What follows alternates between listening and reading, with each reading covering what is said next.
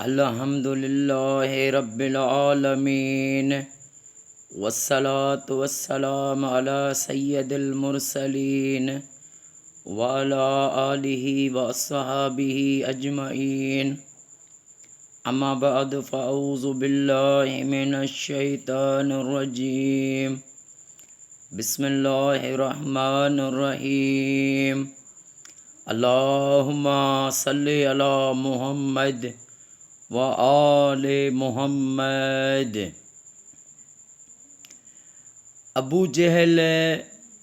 جو میرے آقا کریم حضرت محمد مصطفیٰ صلی اللہ علیہ وآلہ وسلم کا دشمن تھا، ابو جہل نے ایک بار اپنے ساتھیوں کو بلا کر اور یہ مشورہ کیا کہ ہم آقا کریم صلی اللہ علیہ وآلہ وسلم کو توبہ استغفر اللہ معاذ اللہ توبہ زاری کہ ہم آقا کریم صلی اللہ علیہ وآلہ وسلم کو انہوں نے یہ مشورہ کیا ابو جہل نے کہ شہید کر دیں۔ پھر ابو جہل نے ایک بہت بڑا کھڈا کھدوایا، اور وہ جب کھڈا کھدوایا تو اس میں پھر اوپر سے گھاس رکھوا دی، اور اس کے ذہن میں یہ تھا، اس کی نیت میں یہ تھا کہ جب اللہ کے محبوب یہاں سے آئیں گے تو اس میں گر جائیں گے۔ تو ابو جہل بیمار ہو گیا، تو میرے آقا کریم صلی اللہ علیہ وآلہ وسلم کریم نبی، میرے کریم نبی نے کہا کہ میں ان سے عیادت کرنے جا رہا ہوں۔ دیکھیں میرے آقا کریم صلی اللہ علیہ وآلہ وسلم نے دشمنوں کے ساتھ بھی بھلائیاں کی ہیں۔ تو جیسے میرے آقا کریم صلی اللہ علیہ وآلہ وسلم جا رہے تھے تو جبریل آیا، جبریل نے کہا یا رسول اللہ آپ اس راستے سے نہیں جائیں، آگے ابو جہل نے ایک بہت بڑا کھڈا کھدوایا ہے، اس کی نیت میں یہ ہے کہ کریم آقا اس میں گر جائیں۔ میرے آقا کریم صلی اللہ علیہ وآلہ وسلم وہاں سے واپس لوٹے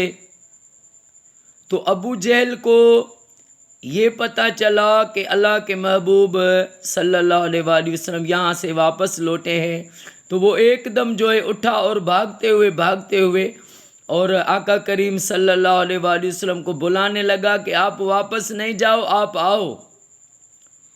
تو اللہ پاک نے جس طرف سے ابو جہل آ رہا تھا اسی طرف سے کھڈے کو کر دیا، اور وہ جو کھڈا تھا گڑھا تھا وہ اتنا کنویں جتنا بڑا بنا ہوا تھا، اب خود ہی ابو جہل اس میں گر گیا۔ اب جیسے ابو جہل کو لوگوں نے وہاں سے نکالنا چاہا، انہوں نے کہا کہ ہم اس کو نکالیں، تو جیسے اس کو رسیاں دے کر باہر نکال رہے تھے تو کھڈا اور بھی نیچے بڑا ہوتا جا رہا تھا۔ جیسے اس کو باہر نکال رہے تھے دشمن کو تو اور یہ گڑھے میں نیچے جا رہا تھا۔ تو اب اس نے ابو جہل نے چیخ کر کہا کہ حضرت محمد صلی اللہ علیہ وآلہ وسلم ان کو بلائیں، وہی مجھے یہاں سے بچا سکتا ہے۔ تو میرے آقا کریم صلی اللہ علیہ وآلہ وسلم جب آئے تو میرے آقا کریم صلی اللہ علیہ وآلہ وسلم نے ابو جہل سے فرمایا کہ میں تجھے اگر اس گڑھے سے نکالوں تو اللہ اور رسول پر ایمان لائے گا؟ تو ابو جہل کہنے لگا میں ایمان لاؤں گا، مجھے بس یہاں سے نکال دو۔ تو میرے آقا کریم صلی اللہ علیہ وآلہ وسلم نے اپنا نوری ہاتھ مبارک آگے بڑھایا اور کھینچ کر ابو جہل کو باہر نکالا۔ اب جیسے ابو جہل باہر نکلا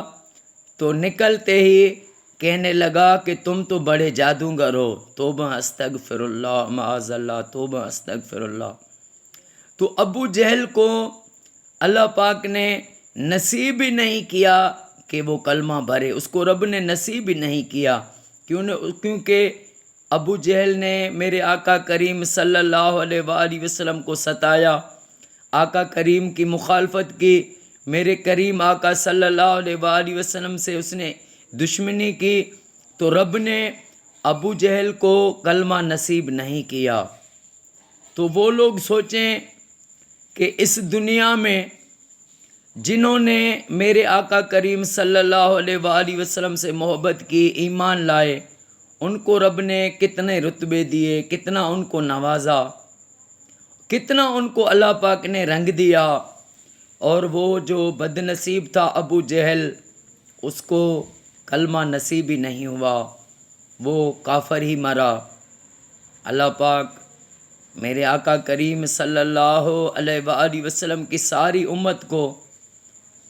قرآن کریم کے صدقے تفرقے بازی سے بچائے۔ اما بطول سیدہ طیبہ طاہرہ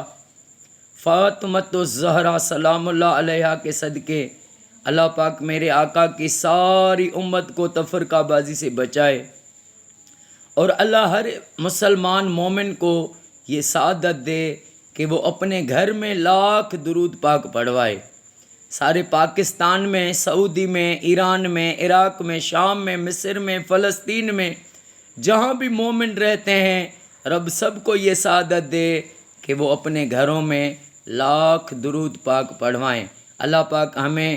مرتے دم تک اپنے آقا پر درود پاک پڑھنا نصیب فرمائے۔ السلام علیکم ورحمۃ اللہ وبرکاتہ۔